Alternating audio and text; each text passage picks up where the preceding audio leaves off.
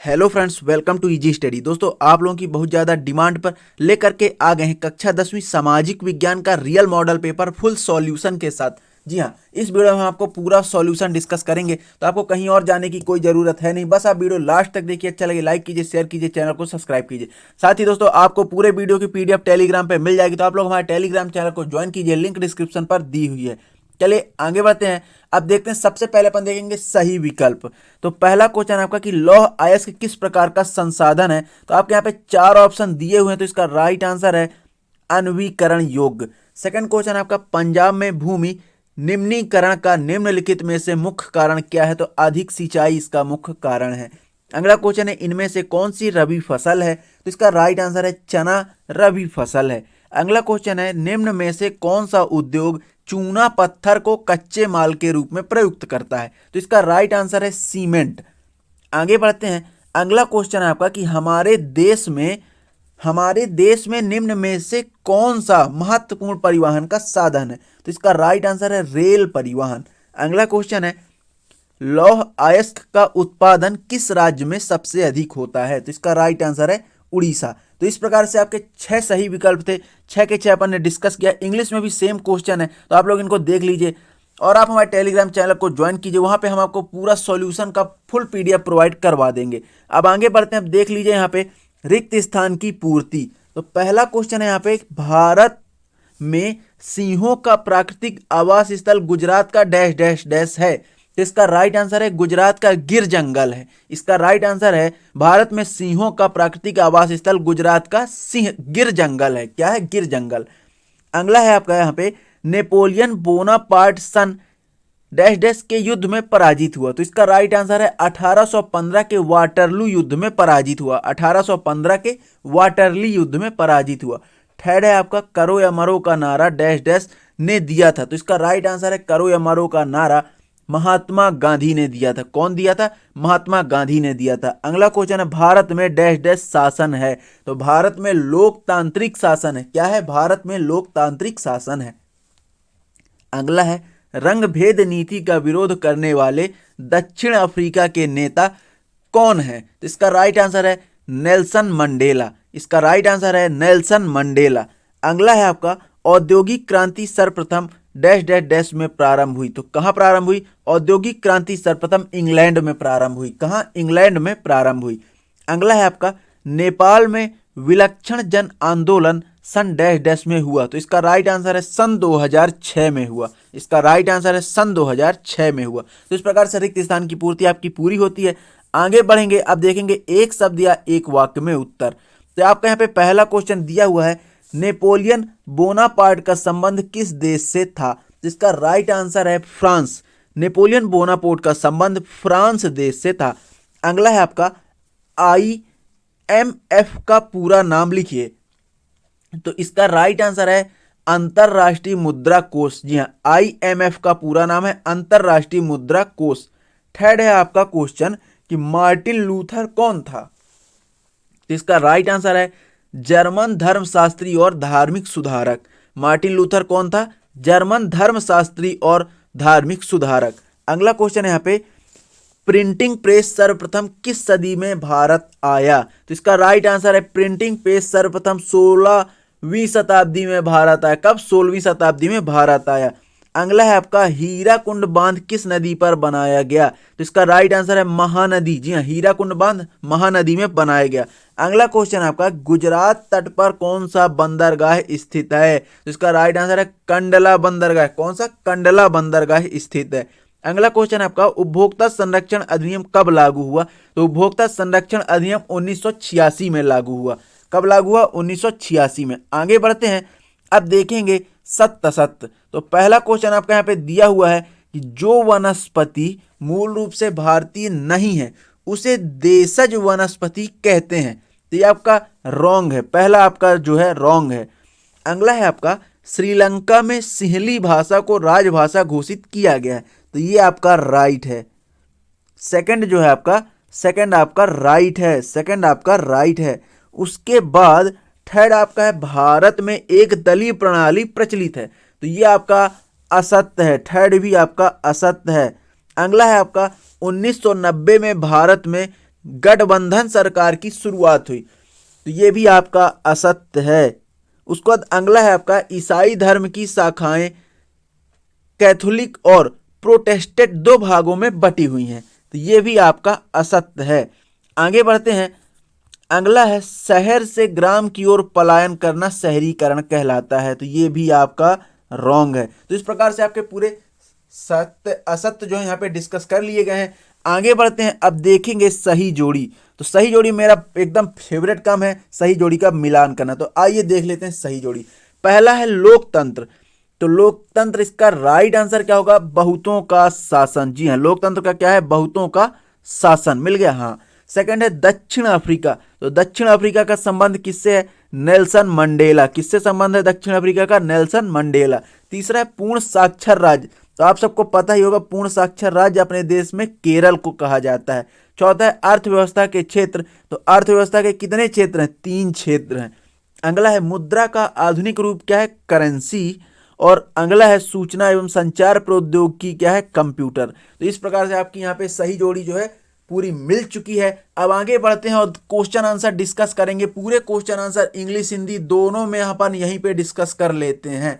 तो अब देख लीजिए यहाँ पे क्वेश्चन आंसर दिया हुआ है। 6वां क्वेश्चन है संसाधन किसे कहते हैं? आपके सामने 6वां क्वेश्चन यहाँ पे दिया हुआ, संसाधन किसे कहते हैं। इसका पूरा आंसर आपको यहाँ पे मिल जाएगा कि हमारे पर्यावरण में चारों तरफ नजर आने वाली वस्तुएं जो हमारी आवश्यकताओं की पूर्ति के लिए आवश्यक है और जिनमें हमारी जरूरतें पूरी होती हैं, संसाधन कहलाती हैं। तो इस प्रकार से आपका 6वें क्वेश्चन का आंसर है। इसी का अथवा क्वेश्चन है कि भारत में पाई जाने वाली कोई 2 मिट्टियों के नाम लिखिए। तो भारत में पाई जाने वाली कोई 2 मिट्टी कौन कौन सी है? लाल मिट्टी, काली मिट्टी। यहाँ पे कोई 2 मिट्टियों की बात है, तो आपकी जो भी पसंद है आप यहाँ पे लिख सकते हैं।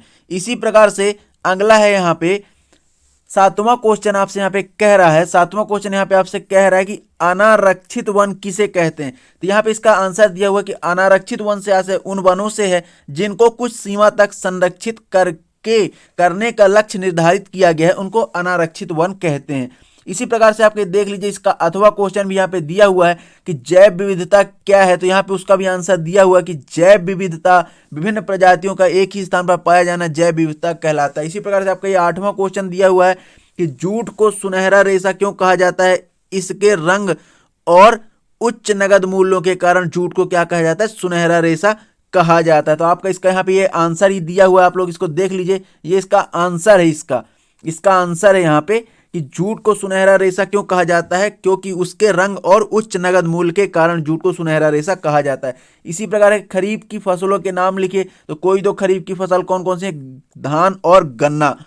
इंग्लिश में भी यहाँ पे आपको पूरे क्वेश्चन आंसर इंग्लिश में भी डिस्कस किए हुए हैं, तो आपको कोई दिक्कत की बात है नहीं। बाकी आपको पीडीएफ तो हम टेलीग्राम पे प्रोवाइड करवा ही रहे हैं।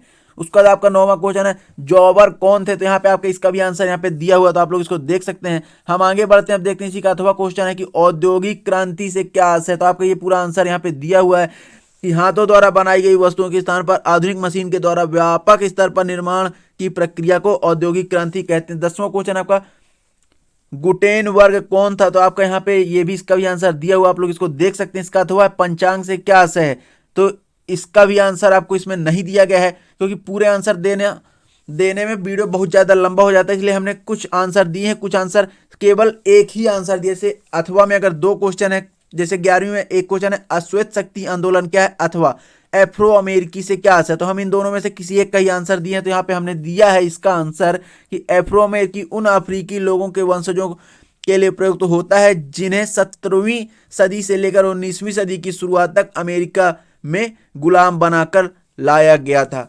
उसके बाद से अब आप लोग फटाफट इसको देख सकते हैं। 12वां क्वेश्चन है आर्थिक विकास से क्या आशय है? अथवा आर्थिक विकास किस पर निर्भर करता है? यहाँ पे इसका आंसर भी दिया। किसी देश की आर्थिक विकास प्राकृतिक संसाधन, पूंजी, निर्माण तथा बाजार का आकार तीनों कारकों पर निर्भर करता है। अगला क्वेश्चन है वस्तु विनिमय प्रणाली से क्या आशय है? यहाँ पे इसका भी आंसर दिया हुआ, इंग्लिश हिंदी दोनों में दिया हुआ। अथवा स्व सहायता समूह में निर्माण कौन करता है? इसी प्रकार 14वां क्वेश्चन आपके सामने यहाँ पे दिया हुआ कि वैश्वीकरण क्या है? अथवा विदेशी व्यापार से क्या आशय है? यहाँ पे एक आंसर यहाँ पे इसका भी दिया हुआ है। उसके बाद 15वां क्वेश्चन है उपभोक्ता शोषण से बचने के कोई 2 उपाय, अथवा सूचना के अधिकार से क्या आशय। यहाँ पे भी आपके दो क्वेश्चन दिया हुआ, तो हमने इसका सेकंड वाले का आंसर यहाँ पे दिया है कि सूचना का अधिकार का तात्पर्य सूचना पाने का अधिकार, जो सूचना अधिकार कानून लागू करने वाला राष्ट्र अपने नागरिकों को प्रदान करता है। सूचना अधिकार द्वारा राष्ट्र अपने नागरिकों को अपने कार्य को और शासन प्रणाली को सार्वजनिक करता है। इसी प्रकार आप ये देख सकते हैं 16वां क्वेश्चन आपका यहाँ पे कह रहा है कि लोहे एवं अलोह धातुओं में क्या अंतर है, अथवा धात्विक एवं अधात्विक खनिज में अंतर लिखे। तो हमने यहाँ पे धात्विक एवं अधात्विक खनिज में अंतर यहाँ पे हम आपको बताए हैं, हिंदी इंग्लिश दोनों में बताएं, तो आपको कोई दिक्कत नहीं होनी चाहिए, आप लोग यहाँ से इसको लिख सकते हैं। उसी प्रकार अगला क्वेश्चन है औद्योगिक प्रदूषण किसे कहते हैं समझाइए, अथवा राष्ट्रीय अर्थव्यवस्था में उद्योगों के क्या योगदान है। तो यहाँ पे हमने सेकंड क्वेश्चन का आंसर हमने यहाँ पे दिया है, आप इसको देख सकते हैं कि राष्ट्रीय अर्थव्यवस्था में उद्योगों के बढ़ते योगदान को निम्नलिखित उद्देश्यों की पूर्ति संभव हुई। तो यह हमने इसका आंसर यहाँ पे दिया हुआ है। उसी के साथ अगला क्वेश्चन आपका दिया हुआ है कि प्रथम विश्व युद्ध के समय भारत का औद्योगिक उत्पादन क्यों बढ़ा था, ये देख लीजिए। इसी का हमने आंसर यहाँ पे दे दिया कि पहले विश्व युद्ध ने एक बिल्कुल नई स्थिति उत्पन्न कर दी थी। इसी के संबंध में हमने यहाँ पे पूरा आंसर आपका बनाया हुआ है। उसी के साथ इसी का अथवा है कि ईस्ट इंडिया कंपनी ने भारत में बुनकरों पर निगरानी रखने के लिए गुमास्तों को क्यों नियुक्त किया। इसके बाद 19वां क्वेश्चन आपका कि राष्ट्रीय राजनीतिक दल किसे कहते हैं, अथवा राजनीतिक दलों के समक्ष कौन कौन सी चुनौतियां हैं। तो ये हमने यहाँ पे आपका अथवा वाले का आंसर यहाँ पे दिया है, आप लोग इसको देख सकते हैं कि राजनीतिक दलों के सामने निम्नलिखित चुनौतियां हैं। हमने यहाँ पे आपको 4 पॉइंट में इसका डिस्कस किया है, आप लोग इसको देख सकते हैं। इंग्लिश मीडियम वाले आप भी देख लीजिए, यहाँ पे इंग्लिश में भी हमने आंसर दिया हुआ है। उसके बाद 20वां क्वेश्चन आपका कि निम्नलिखित को दिए गए भारत के मानचित्र में दर्शाइए। तो आप लोग यहाँ पे देख लीजिए, यहाँ पे आप किस मानचित्र में आप दोनों में से किसी एक को भी दर्शा सकते हैं। ऊपर दिया है रानीगंज, तारापुर, अंकलेश्वर और रावतभाटा, अथवा विजयपुर, अमरकंटक, मुंबई और बोकारो। यहाँ पे आपको दिया हुआ है, नीचे मानचित्र दिया हुआ, तो इनमें से आपको इसको दर्शाना। तो देख लीजिए यहाँ पे हमने अथवा ऊपर वाला दर्शाया, रानीगंज ये रहा, रावतभाटा ये रहा, तारापुर, अंकलेश्वर, ये सारी चीजें हमने यहाँ पे आपको दिखा दी है। अब आप लोग अपने हिसाब से कर सकते हैं। 21वां क्वेश्चन आपका यहाँ पे दिया हुआ है कि जलियांवाला बाग हत्याकांड की घटना को विस्तार से समझाइए। ये हमने इसका पूरा आंसर आपको यहाँ पे डिस्कस कर दिया है, आप लोग इसको देख सकते हैं। इंग्लिश हिंदी दोनों में आपका हमने यहाँ पे डिस्कस कर रखा है।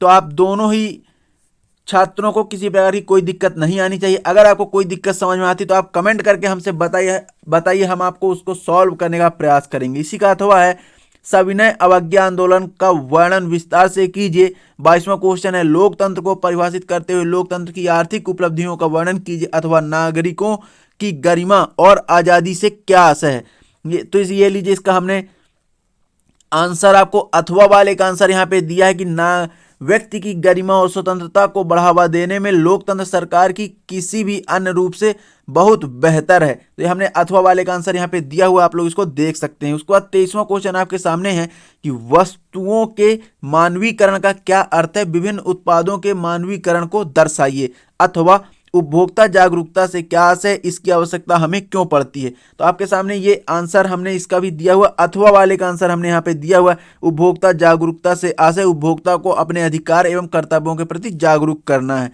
तो ठीक, आप ये देख सकते हैं, ये पूरा आंसर हमने आपके सामने यहाँ पे रखा है, हिंदी इंग्लिश दोनों में रखा। तो उम्मीद है कि आपको वीडियो बहुत ज़्यादा अच्छा लगा होगा। अच्छा लगा तो प्लीज़ वीडियो शेयर कीजिए, लाइक कीजिए और चैनल को सब्सक्राइब कर लीजिए, क्योंकि इसी तरह के लेटेस्ट अपडेट सबसे पहले आप तक पहुंचती रहे। तो मिलते हैं नेक्स्ट वीडियो में, तब तक के लिए बहुत बहुत धन्यवाद।